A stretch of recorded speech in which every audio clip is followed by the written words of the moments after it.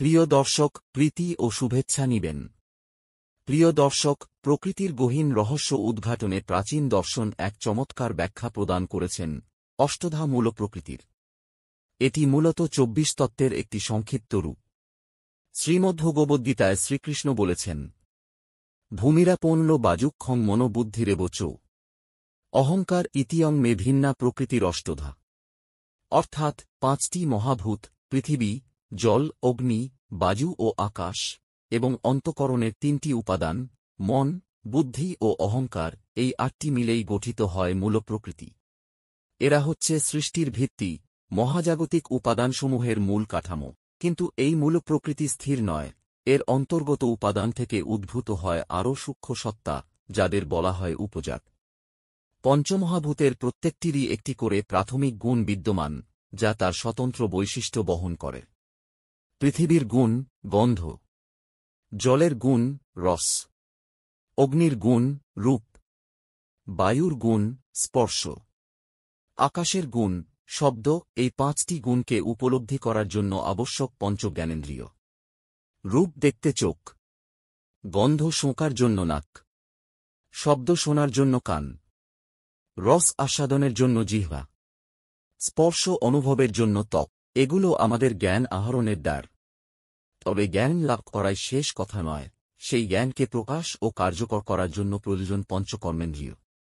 হস্ত ধারণ বা দান করার জন্য, পদ চলাফেরার জন্য, বাক কথন বা প্রকাশের জন্য, উপস্থ সৃজন বা প্রজননের জন্য, পায়ু বর্জন বা নিষ্কাশনের জন্য। এইভাবে আমরা দেখতে পাই ৫টি মহাভূত, ৫টি গুণ, ৫টি জ্ঞানেন্দ্রিয়, ৫টি কর্মেন্দ্রিয়, মোট ২০টি তত্ত্ব একত্রে গঠিত হয়, যাদের সমন্বয় সাধন করে মন। মন এখানে এক কেন্দ্রবিন্দুর ভূমিকা পালন করে, সব ইন্দ্রিয় থেকে তথ্য গ্রহণ, সংরক্ষণ ও প্রক্রিয়াকরণ করে। কিন্তু মন নিজে সর্বাধিনায়ক নয়, মনের ওপর রয়েছে বুদ্ধি, যা সিদ্ধান্ত গ্রহণ ও বিচারশক্তির মূল। সুতরাং অষ্টধা মূল প্রকৃতি আসলে সৃষ্টির পদার্থতত্ত্ব ও চেতনতত্ত্বের এক সমন্বিত ব্যাখ্যা। এখানে পদার্থের স্থূল ও সূক্ষ্ম উভয় স্তরকে অন্তর্ভুক্ত করা হয়েছে। এটি বুঝতে পারলে আমরা উপলব্ধি করতে পারি, আমাদের দেহ, অনুভূতি ও জ্ঞানেন্দ্রিয় কেবল মহাপ্রকৃতিরই অংশবিশেষ, আর এর ঊর্ধ্বে রয়েছে সেই চিরসত্তা, যা প্রকৃতিরও অতীত, পুরুষ বা আত্মা। এভাবে অষ্টধা মূল প্রকৃতি কেবল একটি দার্শনিক ধারণাই নয়, বরং মহাবিশ্বের গঠন ও মানবজীবনের অন্তর্গত প্রক্রিয়াগুলোর একটি সুনির্দিষ্ট মানচিত্র।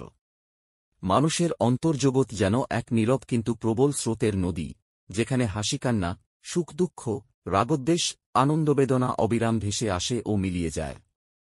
এই সমস্ত অনুভূতি ও প্রতিক্রিয়া আসলে মনের বিকার মাত্র, চিরন্তন আত্মার নয়। মনে রাখতে হবে, মন আপনি নও, মন কেবল আপনার এক উপকরণ। যেমন শরীর এক যন্ত্র, তেমনি মনও কেবল চিন্তা ও অনুভূতির ক্ষেত্র। যখন মানুষ সত্যিকার অর্থে উপলব্ধি করতে শুরু করে যে আমি মন নই, তখনই মন জয় সম্ভব হয়। যতদিন মনে এই ভ্রান্তি থাকবে যে মনই আমি, ততদিন আত্মশান্তি অধরা থাকবে। এই উপলব্ধি কেবল কথায় হয় না, আপনি যদি মনকে গভীরভাবে পর্যবেক্ষণ করেন, দেখতে পাবেন যত দ্বন্দ্বাত্মক ভাব, যত টানাপোড়েন, সব উৎপন্ন হয় মনে, এবং শেষমেশ মিলিয়েও যায় মনে। রাগ, ক্রোধ, দুঃখ, সুখ, এসবের কোনো স্থায়ী সত্তা নেই, এরা আসে যায় যেন আকাশে ভেসে বেড়ানো মেঘের মতো। প্রশ্ন হল, যদি সবই মনে উৎপন্ন হয়, তবে আমি কেন রাগে জ্বলি বা দুঃখে কাতর হই? উত্তর একটাই, আমি মন নই, আমি সেই চৈতন্য স্বরূপ সত্তা, যে মনকে কেবল দেখে ও অনুভব করে। মনকে বোঝা সহজ নয়। কেন এই বিকারগুলো জন্ম নেয়, কোন কারণে তারা আসে এবং কোন কারণে তারা বিলীন হয়, গভীর ও সূক্ষ্ম বিষয়। বাহ্যিক দৃষ্টি দিয়ে এগুলো অনুধাবন করা যায় না, প্রয়োজন অন্তর্দৃষ্টি, ধ্যান ও আত্মমনস্কতা। প্রতিটি অনুভূতির উৎপত্তি ও বিলয় পর্যবেক্ষণ করতে হবে ধীরভাবে, বিনা বিচারেই, কেবল একজন সাক্ষীর মতো। এই সাক্ষীভাবের চর্চা যত গভীর হবে, মন তত নিজের প্রকৃত সীমায় এসে দাঁড়াবে এবং আত্মা ততাই মুক্ত হয়ে উঠবে।